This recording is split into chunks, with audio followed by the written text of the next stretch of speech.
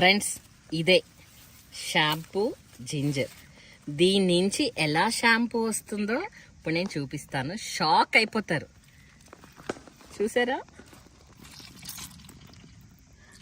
Oh my God, ఎలా వస్తుంది చూడండి. ఇదేనండి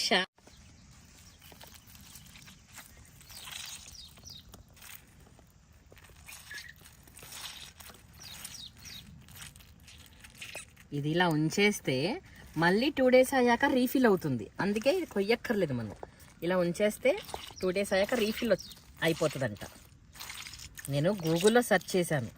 ఓ మై గాడ్, షాక్ అయిపోయాను. ఇంకొక విషయం చెప్తాను మీకు. ఇది ఫేస్కి కూడా రాసుకోవచ్చంట ఫ్రెండ్స్.